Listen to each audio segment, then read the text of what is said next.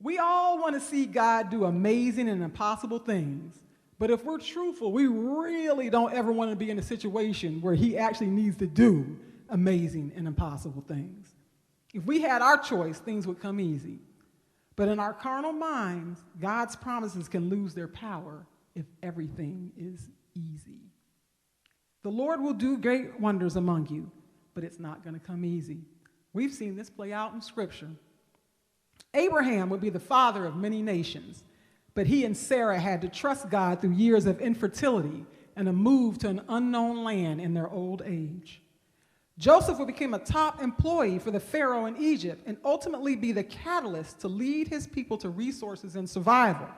But he had to trust God in a pit and through false accusations and imprisonment. Hannah would become the mother of Samuel, one of the greatest prophets and spiritual leaders of his time. But she had to trust God through years of a closed womb and the constant ridicule by her husband's second wife, and also the mother of all the children she couldn't have.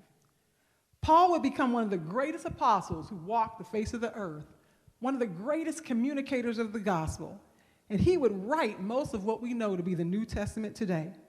But he had to trust God through blindness and being locked up and beaten and shipwrecked. Jesus would be the sacrificial lamb to save a dying world and would rise on the third day with power and would reign forever. But in order to get to the resurrection, there had to be a crucifixion.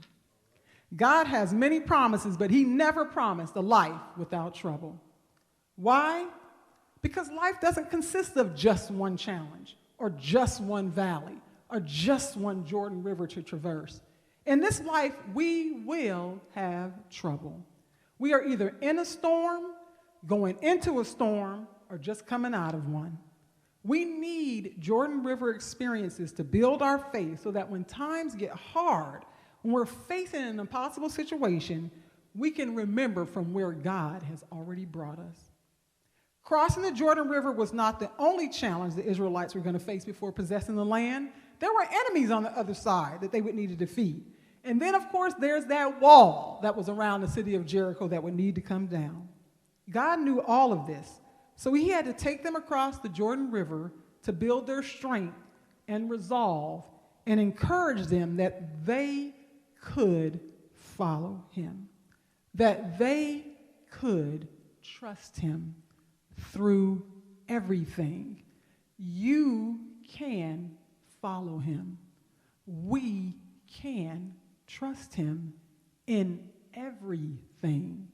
Even that situation that you're thinking about in the back of your mind right now that no, not anybody can fix, yes, that situation too. If God can bring us across the Jordan River on dry ground, then the Jebusites ain't nothing. That wall around Jericho, we can conquer that too.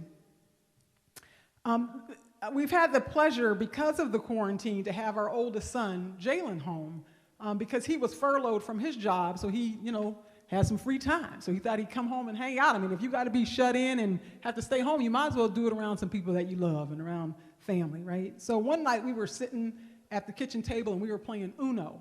And I noticed that he kept doing his tongue and he was fooling with his lip and doing his finger. And I said, Jalen, what's the matter?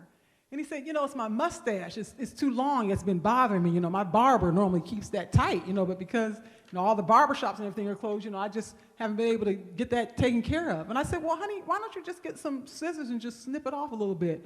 And he looked up from his Uno cards and he said, Mama, I'm trying to embrace the quarantine.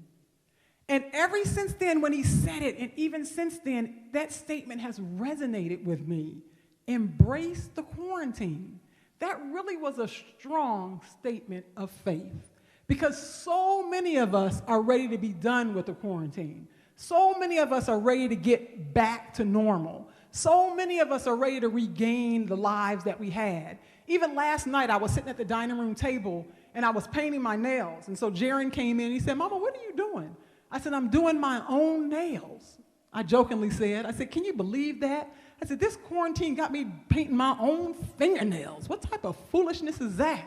But I was joking, but there are people out there who are offended by the things that they cannot do during this quarantine. First world problems, right?